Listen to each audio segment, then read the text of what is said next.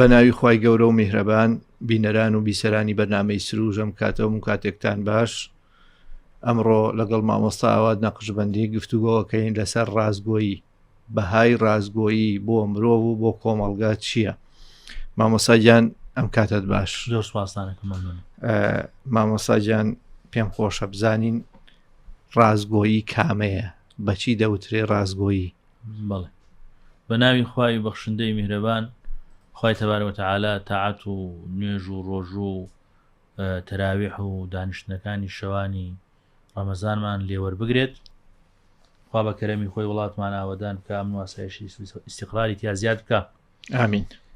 ڕازگۆیی بریتیە لە هەموو ئەو شتانەی کە لە ئەسڵی واقعە بەو شێوەیە کە وجودی هەیە. هەر شتێک لە ئەسڵی واقعە لایدا ئەوە ئەبێتە پێچەوانەی ڕازگۆیی کە پێی ئەوترێ درۆکردن. بۆیە ڕازگۆیی لە ئەساسیاتی ئێمەی موسڵمانە و لە ڕەوشتی باڵای مرۆڤە خاوەنی پێگەیەکی زۆر گەورەیە. بۆیە زەڕورە هەموو مرۆڤێک مسلمان بێ یا غەیری مسلمان بێ هەوڵ بدا دارا و خاوەنی ڕەوشتی ڕازگۆیی بێت و مسلمان زیاتر و باشتر ئەبێ هەوڵ بدا بۆ ڕازگۆیی. بۆیە ڕازگۆیی گرنگە چونکە یەکێکە لە صفاتەکانی خوا. بۆ نمونە لە سوورەی ئەلئەنعام ئایەتی 146 خوای گەورە بۆ خۆی ئەفەرمێ وئینا لەصادقون، ئەفەرمێ ئێمە ئەلبەتە مەبەستی پێی خۆیەتی چونکە تەعزیمە لێرا، بۆیە ئەفەرمێ ئەفەرمێ من ڕازگۆم. ومن أصدق من الله قيلا، ڕاستترین وشە لە خواوە دەرئەچێ بۆ مرۆڤایەتی. ومن أصدق من الله حديثا، سورەی نیسا ئایەتی 87. هەموو ئەو فەرمانانەی خوا کە دەرئەچێ ڕاستترین فەرمان. بۆیە وشەی صدق و ڕازگۆیی بریتیە لە ئاکاری خوا، بریتیە لە صفاتی خوا. خواجە لە سوبحانەهو چونکە خۆی ڕازگۆیی خۆش ئەوێ و ڕازگۆیی پێ باشە، ڕازگۆیی کردووەتە بەرنامەیەک بۆ ئەوەی کەوا مرۆڤەکانی لەسەری بن. ڕازگۆیی بۆ باشە. ڕازگۆیی پێغەمبەران ڕازگۆ بوون، سەلات و سەلامی خۆیان لەسەر بێ. واذكر في الكتاب إبراهيم إنه كان صديقا نبيا. إبراهيم ڕازگۆ بوو. وما ينطق عن الهوى، سورة النجم آية 34 إن هو إلا وحي يوحى. پیغمبر صلى الله عليه وسلم رازگۆ بوو. جابیەنە بەرچاوی خۆت پیغمبر صلى الله عليه وسلم بانگی خەڵکی مەکەی کرد، فەرمووی وەرن ئیشم پێتانە، چوویە سەر شاخی سەفا و خەڵکەکەی هەموو کۆ کردەوە، فەرمووی ئایا خەبەرتان پێ بدەم لەم دیوی ئەم شاخەوە سوپایەک دێ لە ناوتان ئەبا، ئایا باوەڕم پێەکەن؟ ڕاستە و خۆ خەڵکی مەکە وتیان ما جەرەبنا عەلەیکە کیذبا، ئێمە درۆمان لە تۆ نەبیستووە. واتە یەکێک لە صفاتەکانی قائید ئەبێ ڕازگۆ بێ. فەرمووی دەیکەواتە خەبەرتان پێدە من پێغەمبەری خوام، وەرن شوێنی من بکەون و باوەڕتان بەم ئیسلامە هەبێ و خوا بە تاک و تەنها بزانن. باش. ئالەو کاتە حەزەکەم بابەتەکە تەواو قسەکە. اینجا ئەبوو لەهەب کە مامەی پێغەمبەر بوو صلی الله عليه وسلم، فەرمووی وتی ئەلی هذا جەمەعتەنا، ئەی محەممەد تۆ بۆ ئامە ئێمە و کۆ کردوتەوە؟ تەبەت یەداکە، دەست بە خۆڵاچێ بە قوڕاچێ. سێریکە هەموو خەڵکی مەکە بەو صفاتە جوانە پێغەمبەری خۆیان ناسیەوە، وتیان ما جەرەبنا عەلەیکە کیذبا، ئێمە درۆمان لە تۆ نەبیستووە. خەدیجە کە پێغەمبەر صلی الله علیه و سلم هاتووە فەرمووی وەڵی شتێکی ئاوا هاتووە باوەشی پیا کردوم و تۆتی پێم ئیقرە، وتی تۆ کەسێکی ڕازگۆی، یعنی ڕازگۆیی صفاتێکی بەرزە. باشە مامۆستا ئێمە تا چەند گرنگە لە ژیانی ڕۆژانەمانە وەک فرۆشیارێک، وەک باوکێک، وەک مامۆستایەک، وەک هەر شتێک ڕازگۆ بین. بۆچی ڕازگۆیی جێگەی بایەخە ئەوەنە لە ناو ئیسلامە؟ بۆ مسلمان بۆچی ئەبێ ڕازگۆ بێت؟ مەبدەئی هەموو سەرکەوتنەکان لە ڕازگۆییەوە دەست پێەکە. بەڵێ ئەو مرۆڤەی ئەڵێ من دوکاندارێکی باشم ئەبێ یەکەم شت ئەبێ ڕازگۆ بێ، ئەو مامۆسایی ئەڵێ من مامۆسایەکی باشم ئەبێ ڕازگۆ بێ، ئەو دکتۆرەی ئەڵێ من دکتۆرێکی باشم ئەبێ، یعنی واتە هەنگاوی یەکەم ستێپی یەکەم خەتوەی یەکەم بریتە لە ڕازگۆیی. سێری کەس لە سوورەی ئەحزاب ئایەتی 23 خوای گەورە فەرمێ مینە المؤمنین ریجال صدقوا، فەرمێ ئیمانداران کێن ئەوانن کەوا ڕاستن کەوا ڕازگۆن. ڕاستە لەوانەیە لەسەر ئەم ڕازگۆیە تووشی کێشە ببی. باشە کابرا بڵێ بۆ نمونەیەکی بەسیط دێنین کە لە ناو کۆمەڵگای کوردەواریە وجودی هەیە، کەسێک داوای ئافرەتێکەکە باشە کە داوای ئافرەتەکە ئەکا باوک و برای ئەم کچە ئەم ئافرەتە یەن پرسیارەکەن لە دەرو دراوسێ و جیرانەکان و خزم و کەسوکار ئەرێکا کە فلانی کوڕی فلان داوای کچەکەمانی کردووە داوای خوشکەکەمانی کردووە کەسێکی چۆنە. ئەگەر من و تۆ بڵین وڵا کەسێکی باشە بەس لە ئەساسا باش نەبێ کچەکەی بدەنێ دوایی خێزانێکی داما و کەساس دروست ئەبێ قوڕەکەین بەسەری ئەو کچە. ئەگەر کەسێکی باش نەبێ خراپ بێ ئاوا دروستە بێ، ئەگەر کەسێکی باش بێ بڵێن وڵایی کاکە خراپە درۆ بکەین هەر ئەو کاتە ئەم قوڕەکەین بەسەری ئەم کوڕا نەکچەکە. واتە لە هەردوو دیوەکە درۆکردن ناڕازگۆیی کارەسا دروستەکە بۆ خێزانێک. لە فرۆشتن و مامەڵەش لە فرۆشتن و مامەڵەش ڕازگۆیی بەڵام ئەگەر هاتو ئێمە ڕازگۆم بووین لەگەڵ مەبدەکەمانە لەگەڵ وجدانمانە لەگەڵ ئەخلاقمانە لەگەڵ دینمانە لەگەڵ چواردەورمانە لەگەڵ مناڵمانە لە پەروەردا زۆر گرنگە زۆر گرنگە بڵێ لەگەڵ مناڵ جارێک لەوانەی کەەوە ئەو کەسانی کە حەدیثیان کۆ کردو محەدیثەکان ڕۆژ ڕێگەیەکی دووری بڕی هەتاوەکو بگاتە کەسێک کە حەدیثێکی لایە حەدیثەکە لێ وەربگرە فەرمودەیەکی پێغەمبەری خوایە کاتێک کە بینی سێرەکە چاکی ئاوا لێ کردووە ئەوێ وڵاخەکەی بگرێ وتی ئەوە چاک وا لێ کردووە توێ وڵاخەکەت بگری ئەوە هیچی تایە ناو چاکە وتی نەوەڵا هیچی تیانێ کەواتە من ئەگەڕێم و ویستی بگەڕێتەوە وتی بۆچی ئەگەڕێیتەوە وتی تۆ درۆ لەگەڵ وڵاخەکەی خۆتا بکەی چۆن درۆ لەگەڵ مناناکە. بۆیە کارەساتە مرۆڤی مسلمان بۆیە پێ ساسەمە فەرمێکی ئەفەرمێ مرۆڤی مسلمان ئەگونجی هەر خراپەیەک بکە بەڵام ناگونجێت درۆ بکە. باش ئەوە کارەساتە درۆ. بچینە سەر بابی درۆکردن بەرامبەر ڕازگۆیی درۆکردنە. درۆکردن یەکێکە لە سیفاتە ناشرینەکان تایبەتمەندیە ناشرینەکان کە لە مرۆڤە هەنێجار ڕوو ئەدا. لە دینی ئیسلامە زۆر بەتوندی باس کراوە مامۆسا مەسائیلی درۆ. پێم خۆشە سەرەتا بزانین چی ئەبێ بە درۆ. بەڵێ یۆ بگرە لەم فەرمودەی پێغەمبەر صلی الله علیه و سلم پێش هەموو شتێک هەر شتێک وا نەبێ لە ئەرزی واقعە درۆیە. هەر شتێک وان نەبێ لە ئەرزی واقعە درۆیە.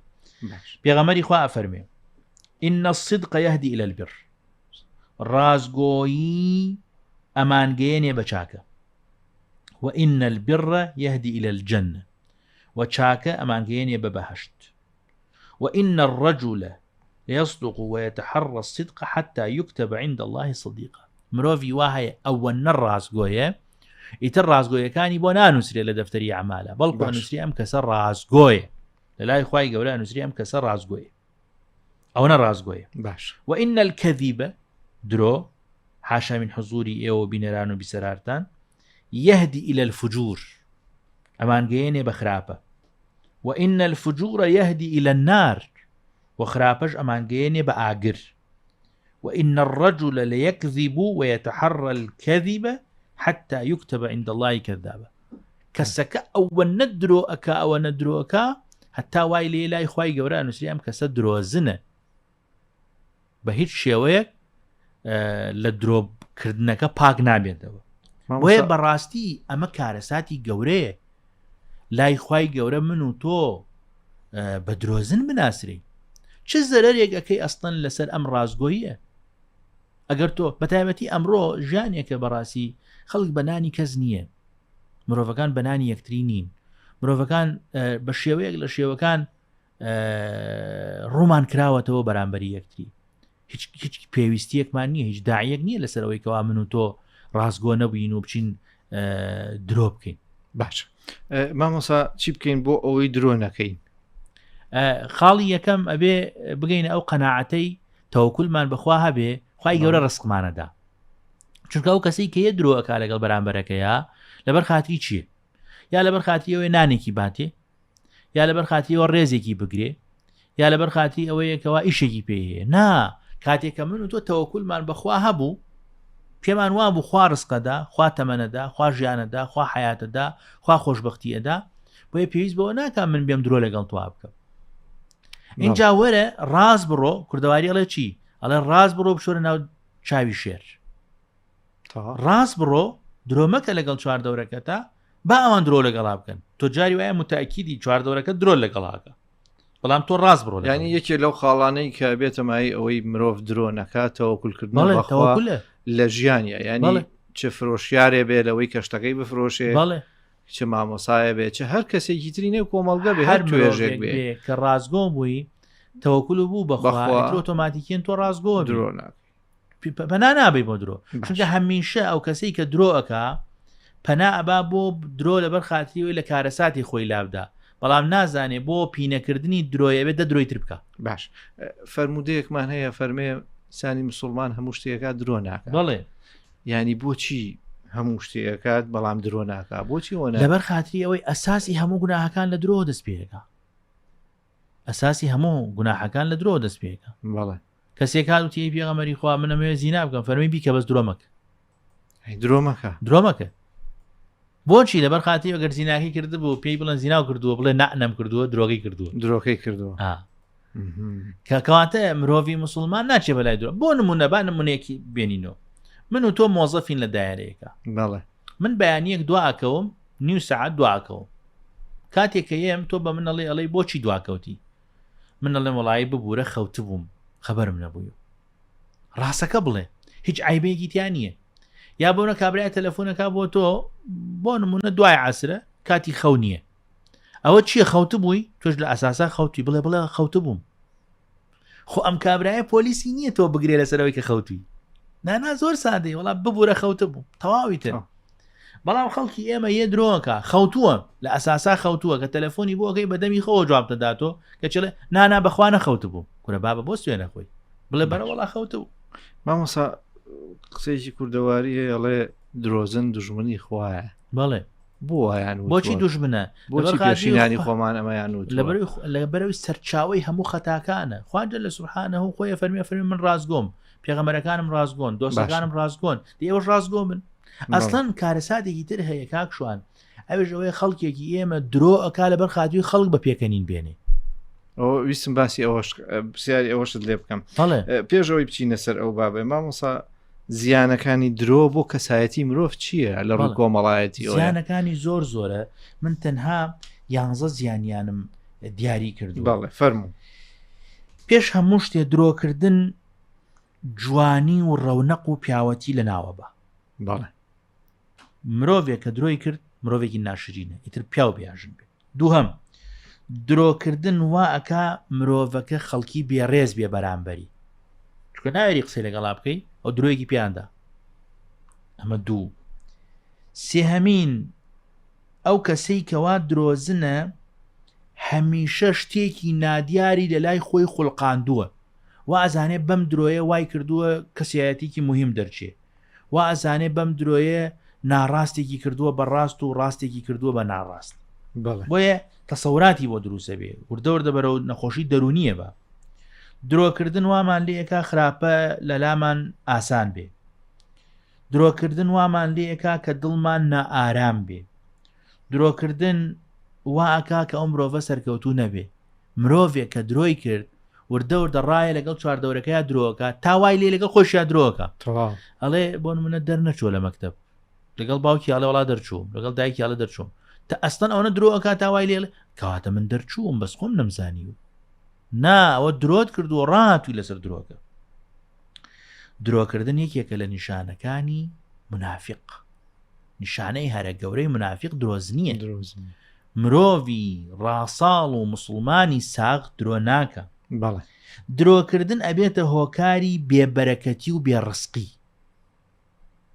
هۆکارێکی هەرە سەرەکی بێڕسقی ناو مرۆڤ بریتێ لە درۆکردن شکە پێغەمبەر صلی الله علیه و سلم فەرمێ چی أفرمي البيعان بالخيار ما لم يتفرقا فإن صدقا أجر كريار وفروشيار هردو كان رازقو بون وبينا بورك لهما في بيعهما أجر رازقو بن خواي قورة بركة أخاته بينيانو وإن كتما وكذبا أجر شتيان ليك شاردو ودرويان كرد محقت بركة بيعهما بەرەکەتی ئەو بەیعیان نامێنێت. باشە مامۆسا لە ئاینی پیرۆزی ئیسلامە هەموو کارێک یا هەموو گفتارێک پاداشت و سزایی هەیە هیچ شتێک بێ پاداشت و سزا نییە. بەڵێ گوناح بڵێن درۆکردن ببوورە لە گوناحە گەورەکانە پێم وایە. بەڵێ سزاخی چییە؟ سزا سێریکەم پیامبەر صلی الله علیه و سلم ئەفەرمێ لە جەهەنما درۆزن لە ژێر مشریکۆیە درۆزن لە ژێر مشریکۆیە لە جەهەنما. بەڵێ خەڵکی ئێمە ئیسە بۆن لەسەر ئەو جادەیەکێ ببینی زینا بکە هەمومان پێمان ناشرینە هەمومان پێمان خراپە وایە بەڵێ دزی بکە پێمان ناشرینە بەڵام سوبحان الله خەڵکی ئێمە کاتێک کابرا درۆ کاڵن نا کە بە تایبەتێکە دەوڵەمەندی درۆ بکاڵن ماشەڵڵا سیاسیە ناخۆی لە ئەساسا ئەم درۆزنە خراپترە لە زیناکەر و لە دز و لە ئەوانە بەڵام ئەوەنەی کەوا چاو ئەڕوانین بۆ شتەکانی تر چاو نەڕێن. مەبەست ئەوەیە لە درۆکردن زیانی بۆ دەوروبەرە بێت بەڵام گوناهی هەر بۆ خۆیەتی و بۆ دەوروبەری گوناهی نییە. حتا فەرمێکی ئەفەرمێت درۆکردن ئەبێتە هۆی دوورخستنەوەی هیدایەتی خوا و یارمەتی خوا. درۆکردن هۆکارێکە بۆ لعنەتی چونکە بۆچی قورئان فەرمێتی ثم نبتهل فنجعل لعنة الله على الكاذبين لعنەتی خوا لەسەر درۆزنەکان. باشە مامۆسا بە شتێکی پێ ئەڵێن لە کۆمەڵگا درۆی سپی ئایا درۆ ڕەش و سپی هەیە؟ نەخێر نیەتی درۆ هەر درۆیە کاتێکە مرۆڤێک شتێکی وت خلافی واقع بوو ناڕاست بوو لە ئەرزی واقع وجودی نەبوو باش ئەوە ئەبێتە کارەساتی هەرە گەورە و درۆی سپی وجودی نییە درۆ هەر درۆ مامۆسا هیچ درۆیەکەی ڕێگە پێدراوێت. بەڵێ ئێمە پێغەمبەر صلی الله علیه و سلم فەرمێ ليس الكذاب الذي يصلح بين الناس ئەگەر من بە درۆوە بمەوێ بینی دوو کەس چاکەمەوە ئەو پێی ناوەترێ درۆکردن. یعنی ئەم فەرمودەیە صحیحە؟ بەڵێ باشە ئەمە یەکێکیان فەینمی خەیرن ئەو یەقول خەیرا شتێک گەڵێ نا بەخوا فڵان کەس تۆی خۆشەوێ ڕێزی بۆ تۆ هەیە تۆ قسەی پێ مەڵێ ئاش بنەوە دوو بران بە یەک قسەیان درۆیە بە مەبەستی چاکە بێ. ئەم درۆیە ڕاستە لە ئەساسی واقع لەوانی ئەم برایە ئەو برایی خۆش نوێ بەڵام تۆ ئەتەوێ نێوانیان چاک باشە. ئەمە یەکێکە لەوانە کە درۆکردن ئیسلاحی بین الناس دروسە. خاڵێکی تری لە مەوزوعی حرب و شەڕە کابرای خۆیەکە بە ژوورە ئەڵێ وەڵا فڵان کەس بە شوێن وێ ئەم کوژێ تۆ ژێخێتە دەژێر ئەو مێزەی خۆت کابرایە دەڵێەوە لەکوێیە و فڵان کەس لەکوێ چقۆیکیشی بەدەسوێ چێکەی وەڵا بیگرمەی کوژم وەڵا نەهاتۆ بۆ ئێرە لە ئەساسی شەهاتوە لە ژێر مێزەکایە بەڵام تۆ بۆیە وای عڵی لە بەروی نەیکوژێ. ئەمە ئەویان دروسە. یەکێکی تریشیان ئەو خاڵیسی ئێمە ئافرەت و پیاو لە ماڵا ئەبێت دەستبار بگرن بۆ یەکتری باشە ئەستن ئەبێت جاجار ئەڵە چی ژنەکەی ئەڵێ وەڵاهی تۆ بەقەدەر مانگ جوانی کاکە لە مانگ ناچێ چونکە ئەم مانگە هەموو عالەم ئەیبینێ ئەمە تەشبیهە ئەمە تۆ ئەمەنە خۆشتەوێ ئەمەنە پێ و جوانە ئەم خێزانەی خۆت بۆیە وای ئەڵێ یا بۆ نژنەکە بە پیاوەکەی ئەڵێ بەخوا پیاوەکە پیاو نییە لەسەر ئەم ئەرزاوەکو تۆ وابێ ئەی خۆ لە ئەساسە هەیە پیاو هەیە زۆر لە من و تۆ مەزبوط و ڕێک و پێکترێ بەڵام کە ژنەکانمان وامان پێ ئەڵێ ئەمە بە درۆ حسێب نابێت بە درۆ حسێب ئەم سیانە ئەم سێ خاڵە بە درۆ حسێب نابێت. باشە شتێک هەیە درۆکردن بۆ پێکەنین پێشتی ئاماژەیەکە پێیا پێم باشە ئەمە زۆر وجودی هەیە ینی زۆر بوونی هەیە پێم باشە قسەی لەسەر بکەین و بزانین لە ڕووی ئاینیەوە ئەمە چی سوعبەت قسەی خۆش تا ئەو کاتە باشە و چاکە و خراپ نییە کە درۆ نەبێت ینی ئەگە درۆیتیا بێت درۆیتیا بێت دروست نییە بۆیە پێ سازان فەرمێکی وەیل للذی يحدث فيكذب ليضحك به القوم وويل له ثم ويل له. ئەفەرمێ وەیل بۆ ئەو کەسەی کە بە درۆوە قسەکە تا خەڵکی پێ بکەنێن ئەمە کارەساتی هەرە گەورەیە نابێ ئینسان ئەم قسانە بکا لە بەرخاتی ئەمەی گوایە قسەی خۆشە بەڵام ئەتوانی قسەی ڕاست بکەی بەڵام خۆش بێ.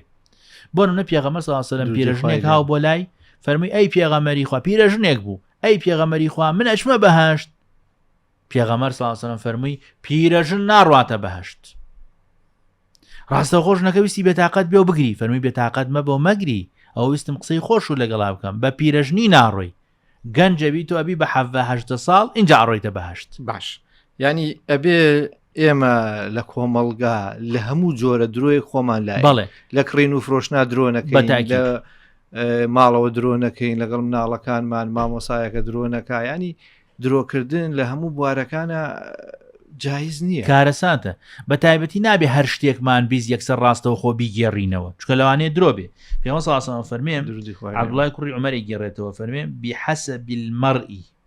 بحسب المرء من الكذب أن يحدث بكل ما سمع ئەفەرمێ کارەسات ئەوەیە مرۆڤ هەر شتێکی بیست بیگێڕێتەوە وردە وردە ڕایە لەسەر درۆکردن بۆیە هەر شتێکمان بیست نابێ بیگەڕینەوە بێ بچینە بنج و بناوانی بزانین ڕاستە ئەگەر ڕاست بوو اینجا بیڵێ ئەگەر ڕاست نەبوو نابێ بیڵێ ینی درۆکردن لە ڕووی کۆمەڵاتیەوە بۆ کۆمەڵگەش خراپە ئاشتەوایی کۆمەڵگەی فشەڵ دروزە بێ لەسەر ساسێکی فشەڵ مامۆستاکیان من شتێکی وام نەماوە لە کۆتاییە بەرەو کۆتایی بەرنامەکە ڕۆین ئەگە شتێک ما بێ من ئاماژەم پێ نەکرد بێ و تۆ لە بیرت بێ بۆ ئومێدم خواجە لە سوبحانە و یارمەتی هەرمومان بە بتوانین ڕازگۆ بین لە ژیانی ڕۆژانەی خۆمانە ڕاستە دوژمنمان بۆ زۆرە بێ بەڵام ئەو دوژمن زۆریە باشترە لەوەی کەوا خەڵکی بە درۆزمانەخوا بەتاکید سەربەرز نوێژ و ڕۆژووی هەموو لایە قبول بێ تا بەرنامەی داهاتوو بەخواتان دەسپێرین.